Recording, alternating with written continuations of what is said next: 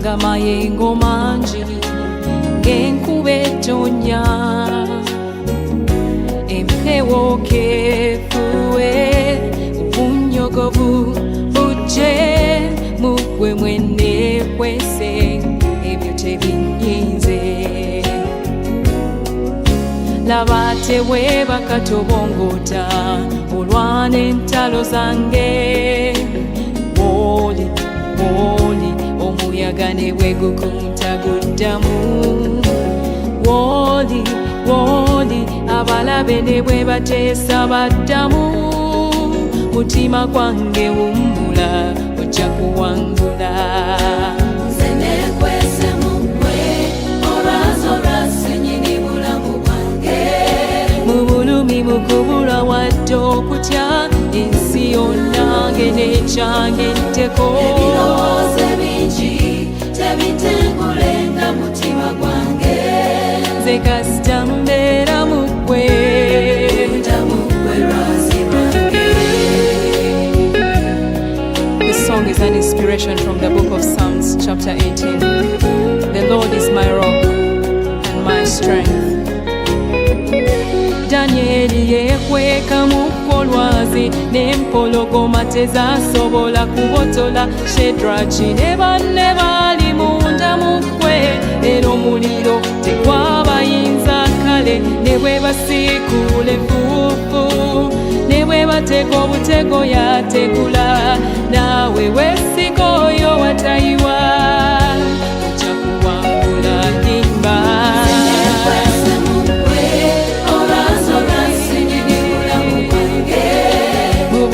mukubulwa wadde okutya ensi yonna ng'enekyange nteko ebirowoozo bingi tebitengulenga mutima gwange nze kasita mbeera mugwe munda mugwe lwazi lwange eyimba nekwesa mugwe Mukama obulumi mukubulwa wadde okutya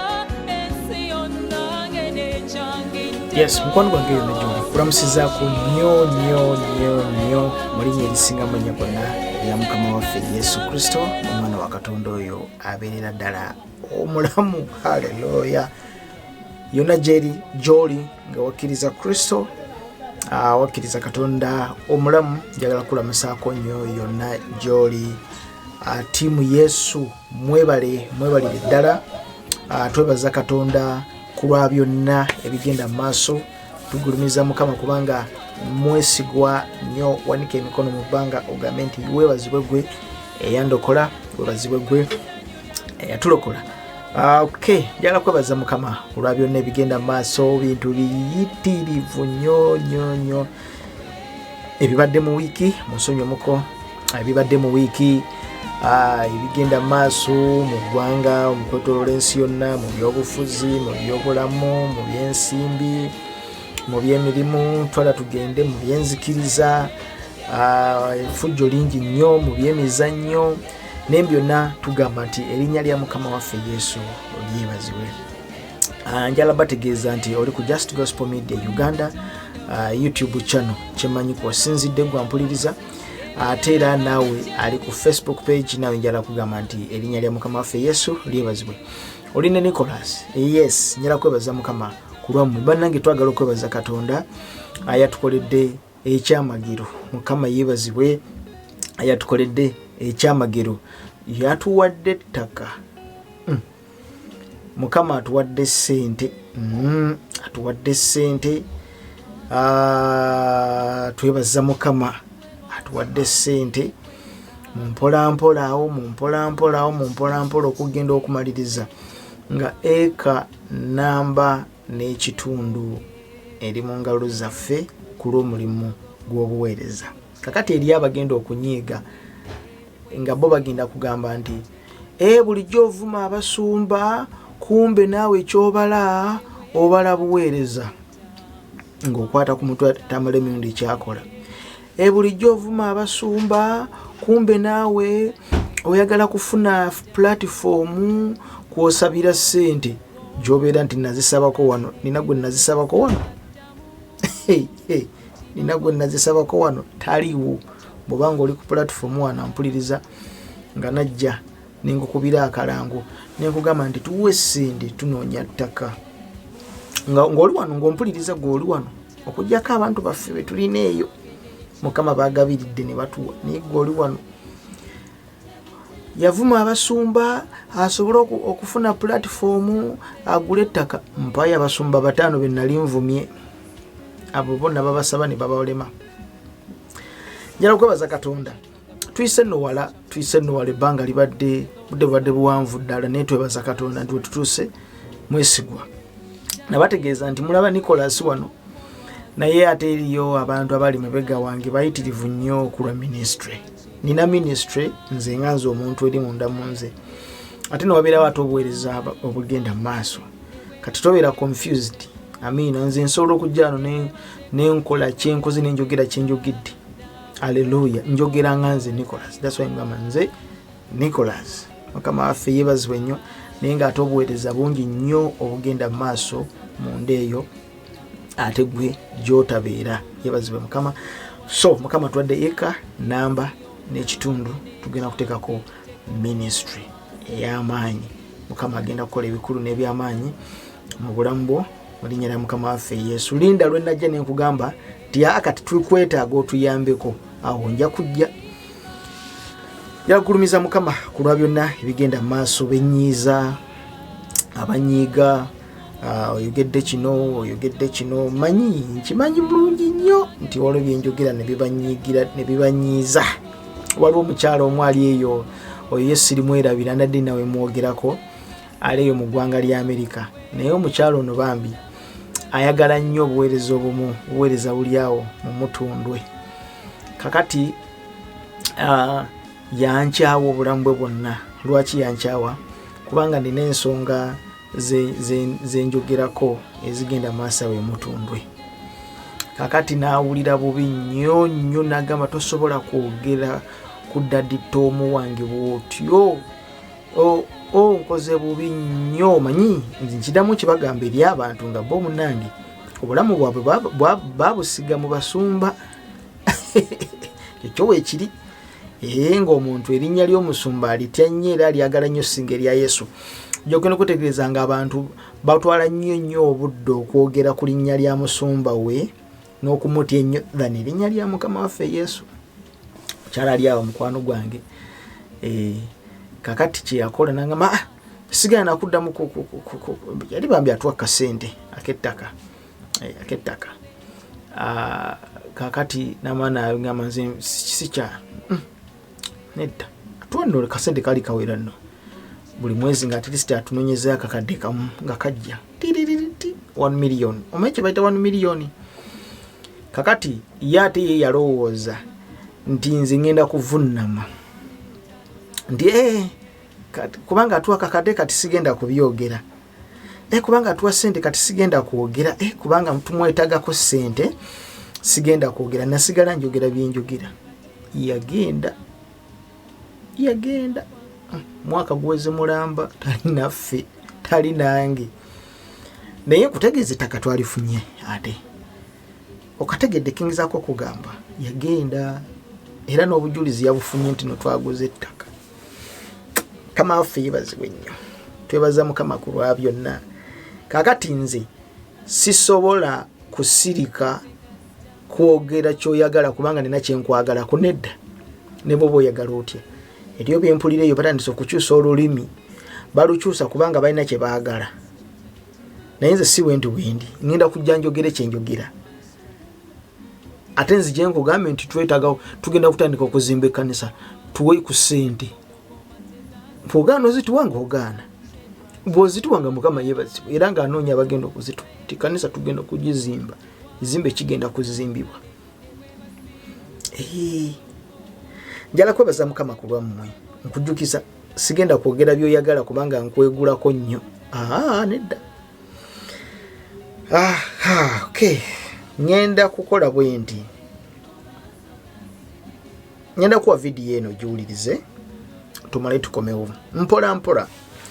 Waliwo ekigenda mu maaso mu Uganda si Uganda yokka wamu ne Africa yonna okutwaliza wamu bo bakiyita awakening, bakiyita spiritual awakening of the universe. Kakati kintu kino kirimu ebintu bingi, kirimu Obusamizze number 1, kirimu abalogo bebamu ne bo balemererwa ssebo okweyawula. Osanga abalogo nga bawakana mbu ffe tuli balogo, ffe tuli Obusamizze. Nosanga Obusamizze nga bawakana mbu ffe tuli Obusamizze, tuli bajjanjabi baddagala. Kati balimu ebika. That's why ntogenda kwesanga nga Jumba aligaweeso yeyita Ssaabakabona. Nerya Ssaabakabona simanyi oba gye liri mu basamira emizimu. Kati ojja kumwesanga nga takolagana na Mama Fiina oba takolagana na yes Mama Fiina n'Abasamizze abalala bagenda wansi wa Mama Fiina. Tujja kusanga oyo aligaweesa Jumba takolagana na Mama Fiina ku side ya Mama Fiina nga tebakolagana. Ne mukyala we oyo simanyi ani oyo omulogo yagamba okuloga bajjo. Kakati ojja kwesanga nga ate Mama Fiina alina abalala ye bakolagana nabo naye nga ate si bannono. Oba nfuna ndowooza. Ojja kwesanga nga Mama Fiina n'ababe ambulera ye gy'alimu bo bakkiriza Katonda, bo bagamba nti ffe tukkiriza Katonda era ne Yesu basobola okumwatula Yesu. Basobola okumuga Yesu alina amaanyi, nkimanyi Katonda alina amaanyi. Naye ate era tekitugaana genda ne tufuwa emmindi ne tunoga eddagala ne tujjanjaba abantu ate ne tusamira n'osamira. Ekyayinza obutakyegaana. Naye ate kati n'osanga ate Jumba aligaweesa ye ate alina ababe. Ye nga ate bo bagamba n'erinnya Yesu tusobola kulyatula lituwunyira ziizi era n'emisalaba tugimenya. Kati ojja weesange nga ate Mama Fiina ye ate akugamba nedda tetulina kumenya misalaba. Mukama waffe bazibe nnyo. So kati balimu enjawulo. Tebakutabula, balimu enjawulo. Kakati ojjagenda kwesange ono omusajja ayitibwa Byona Yesu ate agwa ku ludda luli olwa Jumba aligaweesa. Olwo no omusajja ali awo Nansana simanyi abadde alina church kati yagifudde ya kusamira na Noono. Kakati abantu abo bakulaga nti affe tugenda kudda ku nnono zaffe, tugenda kuva ku by'Abazungu. Bino eby'Abazungu, Bayibuli, ebintu by'Abazungu, musuleeri, ffe tukkiriza Katonda w'Abazungu. Lwaki ffe Bayibuli etutwala nga tuli baddugavu, ffe ate Sitaani gwe basiiga ekifaananyi ky'abaddugavu, ate n'ekirala Yesu ye mweru. N'ekirala on clarity nga sinabagenda ku video gye ngenda kukuwa. To clarify this, we are not black. Nedda, we are not black. Bannange bassebo ne bannyabo. Bible te describing a Sitaani nti muddugavu. Nedda. Black kintu kirala nnyo. Ekintu ekitibwa black kintu kirala. Kabeera mu Sudaani omuddugavu asembayo. It's not black. He's not black. Olaba akantu kano kenkutte wano mu mukono waneeno langi eno oba nkuleetere ki ekitabo kino kiraba skin yaki n'ekitabo kino kyolaba eno Bible skin yaki yawukana ne skin yange onfuna ndowooza. We are not black but we are people of color. We are colored people but we are not black. Nedda, we are colored people. Kakati kino nakyo abantu bali eyo kibalumya mutwe mbu Sitaani muddugavu kakati ffe batuzingako ffe ne tubeera ne batwala ekirungi nti kyekyeru kati bamalayika bebeeru beba white ffe abaddugavu ne batuwa Sitaani alina amannyo gakomeeri. Mutera okulaba abantu nga bambadde ebintu ebya Sitaani ebyo musimanyi Sitaani simanyi biddugavu. Get my point. Kakati ate eri mu bazungu bassebo ne bannyabo bwe baba nga bazannya karakita ya Sitaani ate bo bambala byeru bambala bya red. Bakozesa bya red ne batekako amayembe ne bambala bya red. That's why ndogenda bawuliri abamu beeyita ba red devils. Kakati saagala mu buzaabuzibwe temulowooza nti Abafirika nti be baddugavu nti ze Sitaani. Nedda, black is something different. We are not black. We are people of color. Also kuchita we are colored people. That's why ntojja kusanga Aba-Egypt Bafirika naye Aba-Egypt ate si ba black nga mu kirowooza. Aba-Egypt genda mu Tunisia. Kakati buno nawulira simanyi olwo omusajja ali awo simeba mitaani ali omusajja munene nnyo bw'ati bayani batwala ne bamukubira mu ngalo annyonnyola abaddugavu ye Sitaani ate abeeru ne bamukubira mu ngalo. mbu abafirika ffe tuli baddugavu kati ffe sitaani. Nedda, wali abafirika abeeru. Genda mu South Africa wali abazungu nga baddugavu nga bafirika. So being a black does not mean that you are devil. Nedda, devil does not mean black. Nedda mukwano gwange, ffe tetuli, we are not black people. Nedda, we are colored people. We are colored people. That's why ndi mu family ojja kusangayo omweru ennyo, ate osangeyo omuddugavu muko, osangeyo wakataketake, osangeyo wa chocolate color. We are colored people. We are people of color. Ekyo ndooza nkimaliriza, sagala nkibweko nnyo. So lwava nagamba nti ffe abaddugavu simanyi ffe basiga ekifaananyi kya sitaani. Nedda, genda mu bazungu nga bazannya karakita ya sitaani eri ewaabwe mu bintu bye babiramu. Ne ba devil worshippers bali betuyita ba devil worshippers. Ba devil worshippers bakozesa kala zino wammanga, bakozesa black ne bakozesa ne red. Bakozesa black ne red. Mukama waffe yibazibwe nnyo. So tebategeeza nti black mbu balikiikirira Africa baddugavu. Nedda, black tetegeeza sitaani. Nedda mukwano gwange gwampuliriza. Black nedda tekitegeeza sitaani. Black is black and colored is colored. So we are people of color. We are colored people. Gendo noonyereze, teriyo kye bayita black skin. Nedda, eriyo kye bayita dark skin. We are dark skinned people, but we are not black skinned people. Kakati nabadde ndi awo nengwa ku video eno, kanjikuwe nkulage Obusamizze nti nno abasamizi oba nkozesa ekigambo ekitwa ki simanyi na kiyinza kinnyonnyola. Wuliriza eddoboozi lino tugende, video yiyo giwulize tugende maaso. Mazima ofuna emirembe mu mutima gwo. Leero twogere ku bintu bino bitaano nga mbalaga n'ekyokulabirako. Mu Bayibuli batugamba Yesu yawaayo obulamu bwe bw'obeere mulamu. Naye jjukira ne leero mukyafa. Kitegeeza ekyo si kye baali bategeeza. Omukongozi ye muntu awaayo obulamu bwe n'agenda atuule ekkakeeka n'asamba ensikaano tudde katono nnyo atutegeezezza, muwulirize mpola mpola. Atugambye nti ffe batugamba nti Yesu yawaayo obulamu bwe ffe tubeere balamu naye ate tukyafa. Kakati nkutegeeza nti ebiseera ebisinga abantu bano abasamize balogo balina ekibula ku bo. Kaŋŋambe nti balina ekibabulamuko okutegeera. Tebasobola kwawula, ekisooka tebaawula sitaani na lubaale na misambwa na mizimu, ekyo tebasobola kukyawula. Naye tebalwana nnyo okunnyonnyola Katonda tonda. Balwana nnyo okunnyonnyola Katonda yatonda eggulu n'ensi. Naye tebamwogerako katono nnyo, naye boogera mbu nnyo ku babaka be baatuma. Kakati omuntu wabeera nga mulogo ate nga musamize, waliwo ekitundu ekimu ekiweebuka ku bulamu bwe kwe bayita okutegeera.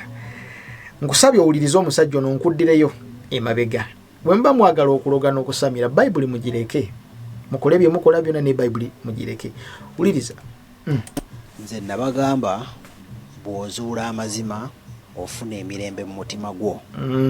Leero twogere ku bintu bino bitaano nga mbalaga n'ekyokulabirako. Wuliriza. Mu Bayibuli batugamba Yesu yawaayo obulamu bwe bw'obeere mulamu. Naye jjukira ne leero mukyafa. Kitegeeza ekyo si kye baali bategeeza ki? Omukongozi ye muntu awaayo obulamu bwe n'agenda atuule ekkakeeka n'asamba ensikaano g'eddagala n'agenda mu nsozi n'asula mu omutwe igwe osobole okubeera omulamu. Bw'ayogera mu ddoboozi n'ontunuulira ng'ayogera oyinza okulowooza byayogera abitegeera. Kakati Bayibuli etusomesa bweti mu kitabo kya Yokaana 3:16, ffe Yesu Kristo okufa obulamu bwaffe okubununula si buno bwa mubiri. Ayogera ku bulamu obw'omu mwoyo, after life. Yokaana 3:16, for God so loved the world that he gave his only begotten son, that whoever believes in him should not perish but have an everlasting life. Kubanga Katonda bwe yagala ensi bw'ati n'okuwaayo n'awaayo omwana we yazaalibwa omu yekka, buli muntu yenna amukkiriza aleme okubula naye abeere n'obulamu obutaggwaawo. So bwe tuba twogera ku eternal life, eternity, kugeza omusamize wali omulenzi awo yafa emabegakaawo ayitibwa Deo, gwe mumanyi mwenna Deo Kawanga.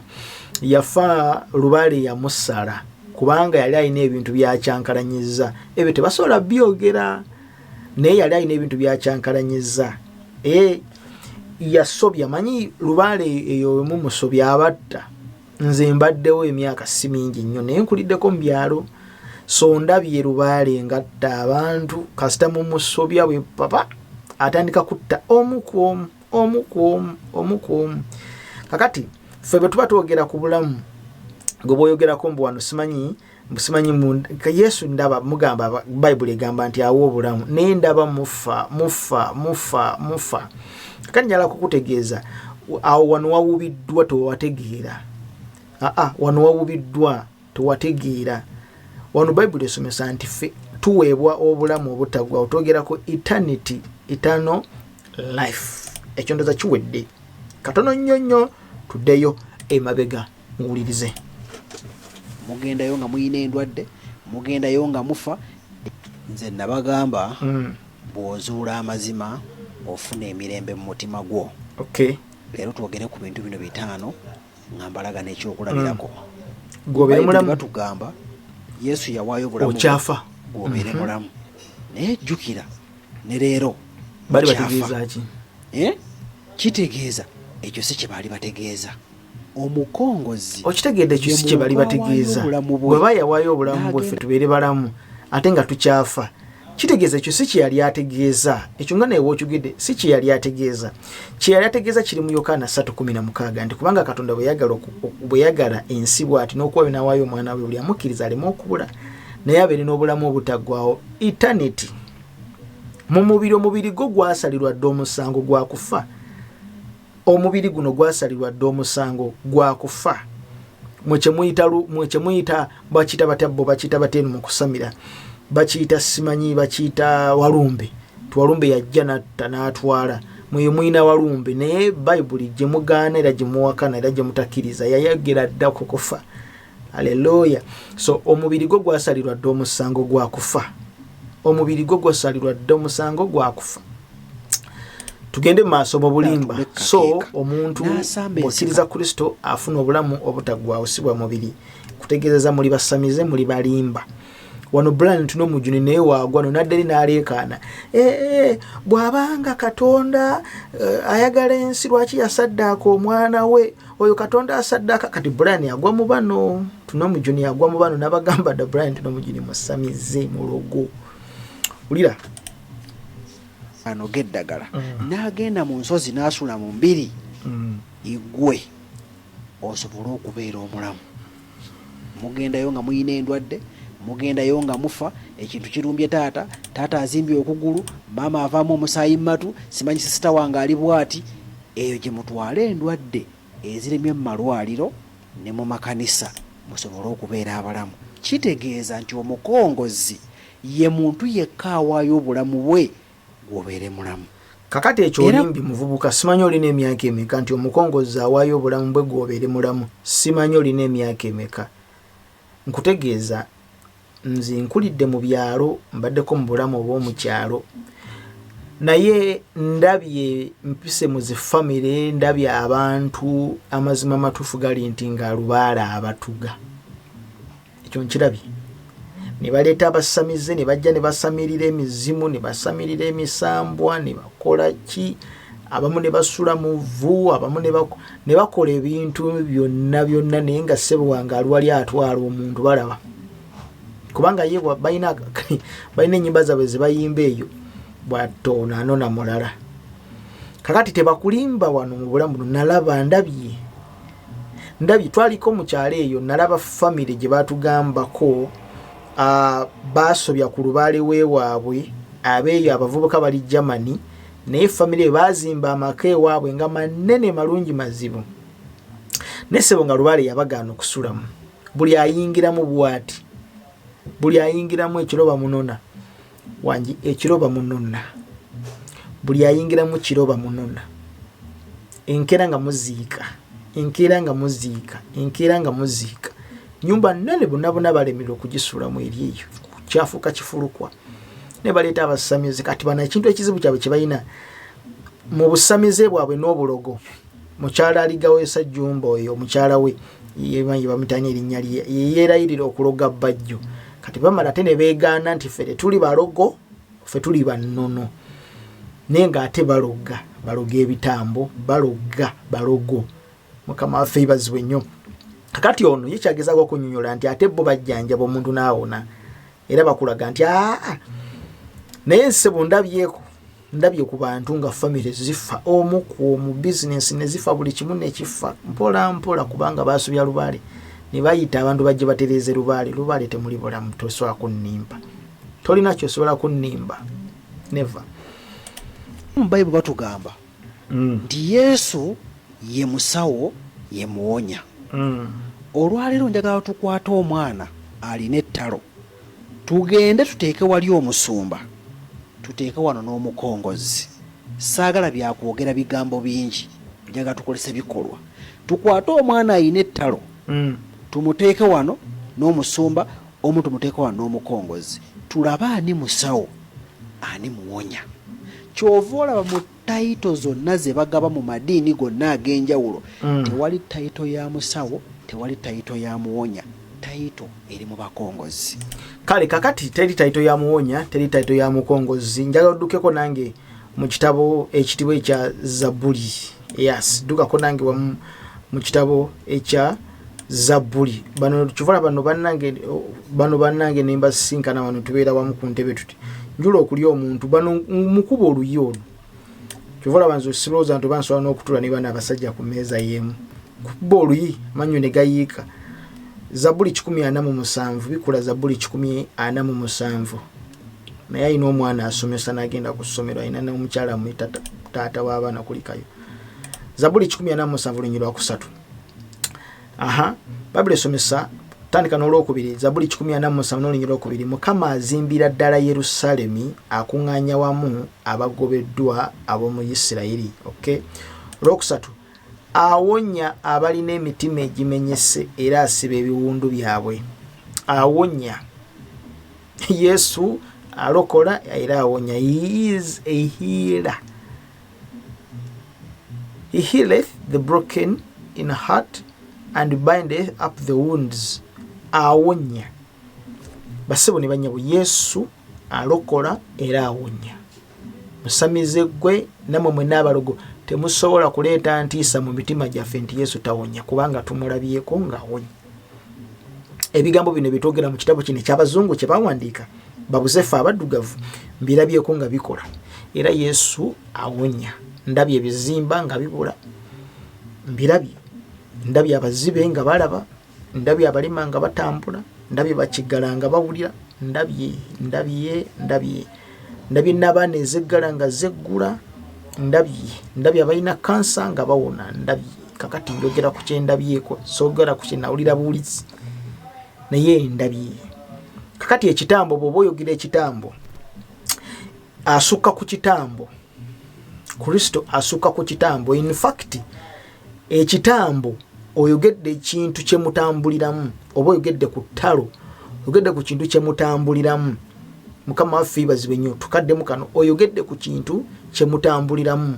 Twagala ekintu ekitali connected n'ekyo kubanga egyo emizimu buli kanisa buli lunaku tugoba naye twagala ku kintu kino amaaso agazibye galabe bakiggala nga tebawulira bawulire bakasiru nga teboogera oboogere. Jjajja asimbe wali eri jjajja ayimirire wali eri tuleete omuntu ng'ali Newto simwe mumuleese naye ng'ali Newto muzibe w'amaaso ali wali eri talaba naawe obeere wali eri naawe oyimirire wali eri naye ettalo kye bayita ettalo n'ebyo simanyi bamuyita biki bijjajja balumbe ebyo matalo simanyi byokoola simanyi ekintu kyamukutte.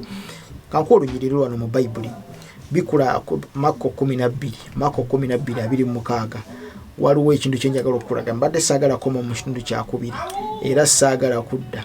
Bikula Mako 12 olunyiriri lwa 26. Mako 12 olunyiriri lwa 26. Wiiki yonna tuli wano naye ebyabafu okuzuukizibwa temusomanga nedda siwe onjagala Mako 16 mpa Mako 16 iyo olunyiriri oluluddawa olunyiriri olwo lunabaluganye nja kulunona olulala, lunabaluganye nja kulunoonya, yes katululeke nja kulunoonya. Naye nga lugamba nti sitaani, if devils can cast out devils by the spirit of Beelzebub, bali ku Yesu lunyiri lumbuzi ninja kulunoonya luyinza okuntwalira obudde. Kakati bali bakimanyi nti emizimu gigoba emizimu ginneewaajo. Tukaddemu ffenna bakozesa emizimu okugoba emizimu ginnaajo, bo bali bakimanyi nga bakikozesa. Nyinza okuma mu kitundu ekyokubiri mpamu eddakiika nga 2, 3, 4, 5 nenkoma n'olunyiriri olulumbuze omutwe luvudde namu. Basobola okukozesa emizimu okugoba emizimu oba okukwata emizimu. That's why nti abasamize basobola okugenda wali lubaale akyankalanye ne baleeta ate era lubaale yennyini ne bamukwata. Kiringa ng'okubeera ng'oli mu bizinensi gwe kennyini webba amagobo gakwata n'ogalya neweddiza, so gwe kennyini ni gweyeddiza. So bo bano tebalina gye babitwala wabula bakwata era kyovula bagamba tugenda kukwata lubaale, bakwata lubaale. So omuntu yenna yina akwatiddwa ejjembe, simanyi namuzinda, simanyi lubaale yani, simanyi lubowa, simanyi mizimu misambu agirina abantu begikutte. Bo genda okutereeza ebintu ebyo bakwata bikwate. Neffe tuwokya byokya. Abantu abo tebawonna nedda. Bakwata bikwate ne babikakkanya era bisigala mu ebiri nga biri mu kunyiga abantu. Nze tombuulira lubaale, nze ndabye ku lubaale ng'atulugunya abantu, mulabye lubaale ng'anyiga abantu, tombuulira. Nze waakiri ngenda Noono Katonda w'Abazungu gwe mugamba nti w'Abazungu, ngenda naye than okudda ku oyo gwe mutategeera nammwe kenyi temumutegeera, kubanga mumaliriza okwogera lubaale oyo ate mulina ate Katonda omulala gwe mwogera ku gwe mutasobola kunnyonnyola. Ekyokubiri temusobola kunnyonnyola sitaani yaani, ekyo kyo kyabalemera ddala. Temusobola kunnyonnyola sitaani yaani, n'ebikolwa bya sitaani temusobola binnyonnyola. Mukama yebazibwe nnyo. Tovaawo katukomewo mu kitundu ekyokubiri. Kwagala nnyo dakiika 5 zokka tugenda kuba tumaliriza.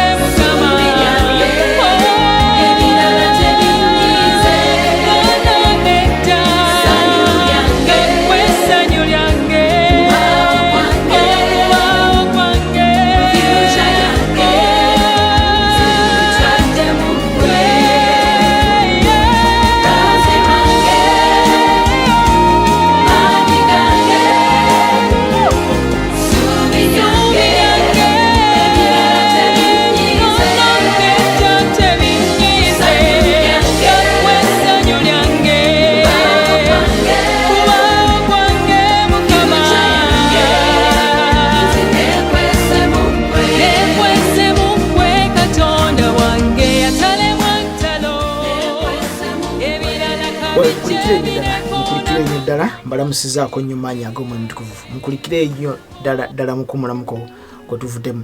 Dduka mbadde nkugamba olunyiriri luno ndufunye luli mu luli mu Matayo 9 n'olunyiriri lwa 3. Omukulu ono ayogedde mabegako wali eri n'agamba nti tuteekewo wali eri omuntu alina ettalo nammwe omulokole oli wano wa Yesu, tusabire omuntu ono anaawona. Tulabani anaamuwonya kubanga mu Yesu wammwe tawonya. Kati challenges ezifaanaganako bwe tuzaagala nnyo. Naye mpuliriza ebigambo bino. Eri ettalo mwe kennyini mwabalitega. Tukaddemu mwe mennyini mwabaterawo eddaala ate mwennyini mulyegirawo. Ettalo mizimu misambo mwe gye mukozesa era okuloga abantu amatalo. Amayembe mwe kennyini mwabagasumika era ne muloga abantu. Gwe kennyini nnyo ali awo mulogo gwandaba nawe Obusamizze ndaba nawe omuvubuka ali wano ali ku vidiyo eno. Okimanyi bulungi nnyo nti wali omuloga asobola okuloga. Era n'oddukire wajjajja Jjumba akutaase ne bigaana, n'osalawo ogende mu nsozi ne bigaana, n'osigala kuleekaana Mukama ntaasa. Ekyo nkimanyi bulungi ekikumiko kinne waakyo. Nkimanyi. Teri Musamizze afiirwa mwana n'ayita jjajja lubaali jjajja lubowa taliyo. era akuba omulanga agamba Mukama kiki kyonkoze kweko kubadde okusalawo kwa Mukama kati oyo Mukama temumumanyi oyo gwe muwogerako. Bible esomesa nti Matayo 9:33 n'agoba dayimoni niyo yagoba Yesu n'agoba dayimoni kasiru n'ayogera ebibiina ne biwewuunya ne bigamba nti edda nedda tewalabikanga bwe kiti mu Isirayiri, edda nedda tewalabikanga bwe kiti mu Isirayiri. Lwaki? 3 naye Abafalisaayo ne bagamba nti agoba dayimoni kuba mukulu wa dayimoni, agoba dayimoni kuba bukulu wa dayimoni. But the Pharisees said he cast out devils through the prince of the devils. Kakati bo bali bakimanyi bulungi nti mu nkola yaabwe bagobanga devils using the spirit of the prince of devils. Nti omuntu alwadde kiki, nti omuntu aliko omusambwa gwa kino gumutuze, ono alina kino ki, ono alina kino kimuluma, okugulu kuzimbye, ng'ono omuvubuka ali mugamba mbu ono alwadde ettalo kati mumulere tumuwonya awone. Era bagenda kukozesa prince of devils, era bagenda kukozesa balubaale baabwe okuwonya omuntu ono, ne tagenda kuwona. Bala bagenda kukwata bukwasi eddogo eryo era lijja sigala nga likyali ku mwana oyo. Nze ekyo kimanyi bulungi nnyo. Kakati nkankwongereyo ku video y'ono omukulu. Tugende maaso tunatera omaliriza. Okay. Ekirala batugamba Yesu bwe yatambulanga mu nsi emyoyo emibi gyakaabanga nti omwana wa Katonda wuuyo. Mwenna mwali mubaddeko ku kyalo ng'omusawo w'ekinnansi azze okukwata ebyokoola. Mumanyi emyoyo gye engeri gye gikaabamu, kubanga giba girabye omwana wa Katonda omutuufu oyo alina obuyinza yekka asobola okugikwata. Siraba nga yayise musumba ku kyalo kukwata byokoola n'amayembe magule. Okay? Mu Bayibuli batugamba nti Yesu yawonya ng'akolesa amalusu. Njagala ogende mu church pastor akufujjeko olaba bona asigala kyekimu. Abakongozi si bafujja ku bantu amalusu ate tegayina abaloga emitwe gyatabuka, ne mufujja ku mbuzi, ne mufujja ku ddiba, n'akufujja mu kyenyi, ebintu bingi naye nga omukongozi. Ekirala mu Bayibuli batulaga obulamu bwa Yesu nti yavangamu ebigambo eby'amagezi, yalungamyanga abantu nga talina kitabo kyonna waakopye okujjako okunyiikiranga okusaba nga talina kitabo kyonna waakopye. Be logical, think. Yesu yakolanga byonna bye yakolanga naye nga talina kitabo kyonna waakopye. Kakati tukuzaayo eri Brent n'omujuni, nabagamba Brent n'omujuni Obusamizze mulogo.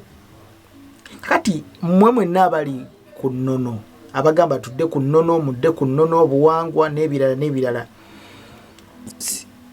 Noono is not a faith. Nedda. Culture is not faith. Mwawule culture ne faith. Kati bono obuzibu mugenda okusanga nti mwagala kukwata ebintu bino mubigatte wamu. Mwagala kukwata culture mugigatte wamu ne faith. Bino bintu birala nnyo nnyo. Bajjajjaffe ab'edda nedda tebabeeranga na kye bayita faith. Nga mwe kimuli mu kukola. Bwe munaba mugenda kukola ekintu kino mugenda kukyonoona. That's why nti muli mu kumaliriza ndaba Jjajja Lubowa Jumba akoze ne kwaya ssebe y'abayimbi bali bakutte emizindaalo, kamera zivuddeyo, ebyabazungu bye bagoba, bambadde bigundi ebigoyegoye bya kwaya, bagezaako okuyingira mu Bayibuli okugivuunula, tebagisobola. Kati kyekimu n'oli Bryant n'omujuni nti naye akuba Bayibuli tagikkiririzaamu kubanga bo bagamba nti Katonda tasobola kubeera ng'ali mu kitabo. Wonfuna kiyinzaako okugamba. That's why ndogenda basanga abantu bano bakwatagana. Naye mubanga muli mu kutunulira bya buwangwa nti tuzeeyo amannya, kisooka byonna mukwate oluyimba lw'eggwanga, national anthem, Uganda national anthem, mugikyuse, o Uganda may God uphold thee. Bali eri abaateekateeka ennyimba ezo tebolooza nti mwe mubasinga okutegeera. Eggwanga lino balijja mu mikono gy'obulogo n'Obusamizze ne bagiteeka mu maaso ga Katonda. Tuli ffenna.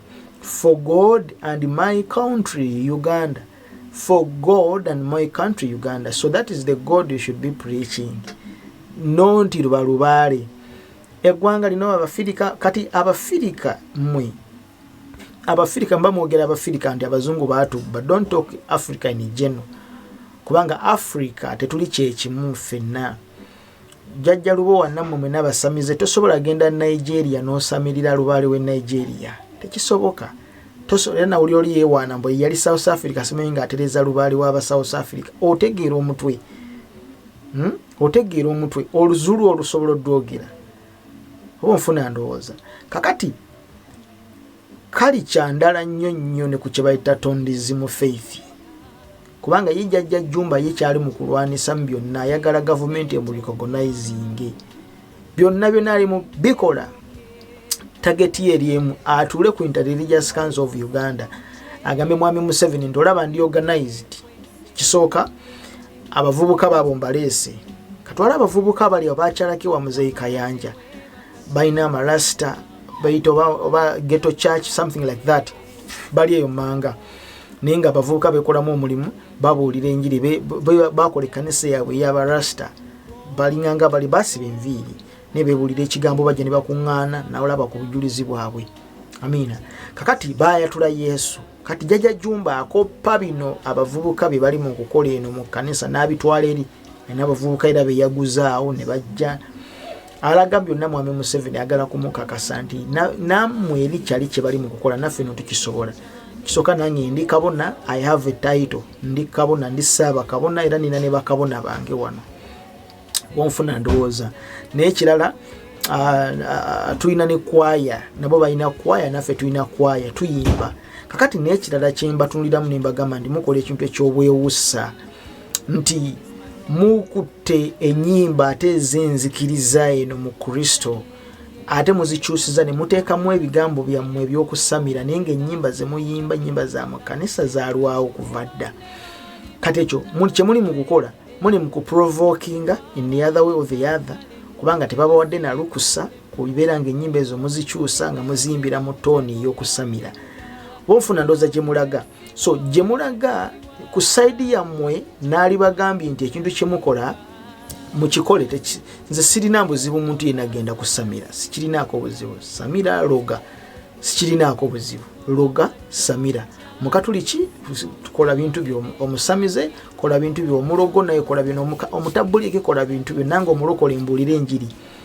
Bw'olokoka n'ompita nti jangu twokye lubaalo no tumukasuke nsazeewo okusenga Yesu kubanga lubaala njoganyizza ffe kasita obituwanga tubyokya tetugenda kukaka muntu kubireeta bintu bireete tubyokye mangu nedda kasita tukusaba n'obireeta ne tubyokya nokkiriza Kristo baasi kibeera kiwedde. Naye kasita mutandika okuvaayo ne mutandika okuyingira mu mbeera eno ate ey'okugenda kumenya misalaba gy'abantu kugenda kukola biki ebintu ebifaanaganako bito mulina gye muba mugenda okuyingira. Amiina. Mukama yebazibwe nnyo. Lwe lutalo Apostle balabye ekkubo lwe yali aguddewo n'abasiraamu. Kwata Bayibuli kugira abamugenda owulira kuliramu mbizzi ebintu ebifaanaganako bito oyinza okubikola naye nga ate tekigenda kujjawo ate kiri kikola kigenda mu maaso. So abasamize musamire n'okusamira kwammwe naye ate eno gye mujja okuyingira muyinza okuleetawo ate ekintu ekirala mu maaso. Bino wammanga muyinza okutandika okugulawo buto entalo z'amaddiini. N'entalo z'amaddiini n'okukkiriza si kubikula byawandiikibwa wabula kwetemaatema ebintu ebyali byaggwawo byebiri ne mu bayindi. Abayindi nabo babirina. Mukama yebazibwe. Abayindi babirina. Abayindi bwe basanga omusiraamu waliwo olunaku lwe baatuuka mu biseera ebyo nga batabusi bantu ne kakati bikyaliyo. Bakusanga omusiraamu ne bakufumita ne bakutta ne babookya. Abasiraamu ne basanga abahindu nabo ne babatta. Oba nfuna ndooza kiyinzaako okugamba. So kati obawe nga muli mu kalica yammwe musigale mu kalica nga bwe mwogera nti kalica ffe tuli basamize kubanga abasamize tubamanyi gye bali. Abasamize tubamanyi gye bali. Kalica tukimanyi kye bayita kalica tukimanyi. Amiina. So kakati mpiseewo nnyo we naali komi ku side zeeyo kuba omukulu ono tweyongereyo. Be logical. Think. Njagala ombulireyo omukongozi era ajjeyo ekitabo ng'abuulira abantu obanga abaluŋŋamya n'ajjayo ekitabo. Njagala ombulireyo omukongozi atagenda mu nsozi atabeera ku mavivi 24/7 okusaba n'okwegayirira bajjajja sina ku lulwe yekka naye ku lw'ensi yonna. Mudda ku bituuti kwemoola kye tuyita time wastage. Ekirala batugamba mu Bayibuli nti omwoyo wa Katonda bwakulinnya osobola okukwata ku mulwadde n'awona. Lubaale bw'alinnya omwana ku mutwe abeere nga Yesu yasoma Bayibuli. Yesu yasoma Bayibuli sebo. Kati kikyali mugezaako okukola. Ali mu kwagala okugezaako okukompeyalinga Yesu n'abakongozi. Nti abakongozi tebasoma kitabo kyonna naye Yesu naye teyasoma. Ngalinga gezaako okwagala okukompeyalinga akantu ako nti oli teyasoma kitabo kyonna. So n'olwekyo naffe no tetusoma kitabo kyonna. Twandibanga tukwatagana awo mulinganga abakopi ebyeno kubanga ffe n'abakongozi naffe tetusoma bitabo. Muvubuka omutwe gutegeera oba tegutegeera? Kye kibuuzo, omutwe gutegeera oba tegutegeera? That's why nze nabagambye bwe nti ebintu bino ebiseera ebisinga muyinza okwagala okubikola naye ate ne mudduka ne muyitayo mwalikomye. Olunyiri luli mu Bayibuli. Lunyiriri mu Bayibuli tumalirize ndoza n'okumaliza ntujja kudda weekend yonna yonna we tuli wano. Bikola kitabo ekitibwa Mako 4:13. Mako 4:14. Soma Mako 4:14. Awo Yesu n'akomawo e Galiraaya mu maanyi ag'omwoyo, ettutumu lye ne ligenda nga libuna mu nsi zonna ezirinaanyeewo, n'ayigirizanga mu makuŋŋaaniro gaabwe bonna nga bamutendereza. Najja e Nazaalesi gye yakulira ku lunaku olwa Ssabbiiti n'ayingira mu nkuŋŋaaniro nga bwe yali empisa ye, n'ayimirira okusoma. Ne bamuwa ekitabo kya nnabbi Isaaya n'abikula ekitabo, n'alaba ekitundu ekyawandiikiddwamu nti omwoyo gwa Mukama guli ku nze. Isaaya 61 gy'asoma. Bw'onajja n'obikula ekitabo kya Isaaya 61.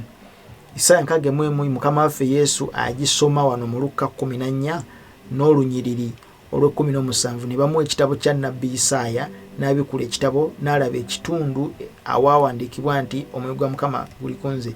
So Mukama waffe Yesu yayingira mu nkuŋŋaaniro n'asoma. Era yasoma ekitabo.